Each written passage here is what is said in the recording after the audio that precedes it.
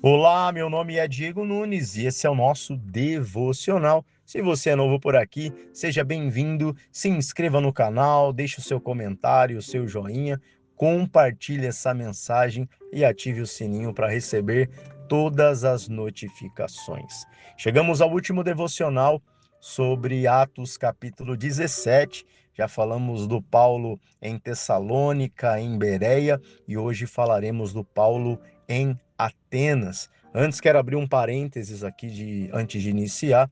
É, como pregar o evangelho para alguém que nunca ouviu falar de Cristo? Geralmente estamos acostumados na nossa comunidade, ou quando somos convidados para em algum lugar, pregar o evangelho, mas para pessoas que já têm um certo conhecimento.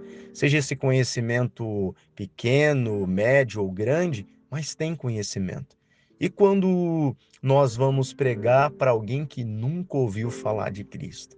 Então vamos ter uma aula hoje com o apóstolo Paulo, porque quando ele chega em Atenas, o Paulo fica profundamente indignado ao ver que a cidade estava cheia de ídolos.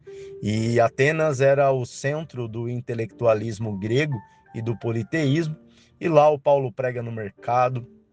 Paulo vai para as ruas, para as sinagogas. Ele não esperava ser chamado por alguém, ele procurava oportunidades e a oportunidade veio. E ele faz um seu discurso no Areópago, e ali o que acontece quando Paulo faz esse discurso? O Paulo, ele diz: "Vejo que vocês são muito religiosos". Mas quando Paulo fala, vejo que vocês são muito religiosos, olha como nós temos que ler a Bíblia com cuidado. Se eu chamo alguém hoje de religioso, isso ofende alguém. Você percebe que hoje os discursos são: eu não sou um religioso, eu sou um cristão, mas naquela época, ser um religioso era um elogio. Então, o Paulo, ao fazer o seu discurso em sua oportunidade ali principal, vamos dizer assim, o Paulo, ele é cuidadoso.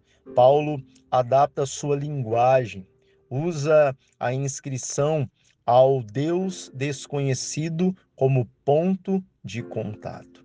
Quando Paulo vai fazer esse discurso aqui, o Paulo ele fala: "Vejo que vocês são muito religiosos, vejo que aqui tem muitos deuses, e eu observei tudo. E eu vi que vocês têm um altar e tem uma inscrição em cima desse altar, escrito: ao Deus desconhecido". E quando Paulo ele está falando sobre os atenienses, entenda que o Paulo está falando sobre aquilo que é habitual para eles. Isso faz o discurso ser um discurso melhor aceito.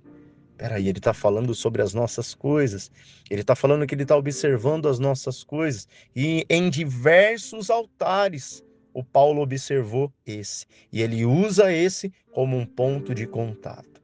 E ali ele usa esse altar do Deus desconhecido para ensinar sobre um só Deus, Criador, que não habita em templos e que quer ser conhecido como era o Deus desconhecido. Fala, sabe esse Deus desconhecido? Esse Deus desconhecido quer que vocês o conheçam. Você sabe por que eles tinham um altar ao Deus desconhecido?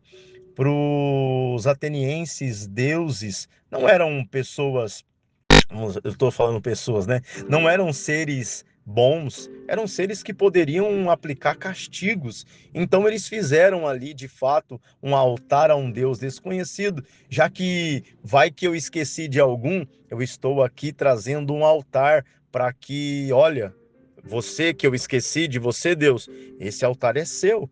E ali eles mal imaginam que estão abrindo uma porta para que Paulo use aquilo para pregar sobre o verdadeiro Deus. Paulo chama ao arrependimento e à fé no Cristo ressuscitado, dizendo que haverá um julgamento final. Esse Deus desconhecido, ele fará um julgamento. Esse Deus desconhecido, ele vai julgar cada um de nós pelas nossas ações.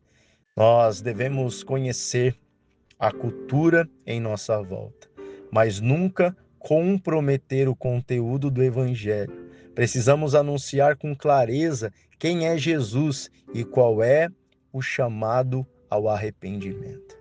E quando Paulo fala sobre esse Cristo, Paulo se envolveu ali na cultura, não fazendo-se um adepto à cultura, mas fazendo-se um conhecedor e usando o conhecimento para trazer essas pessoas para Cristo.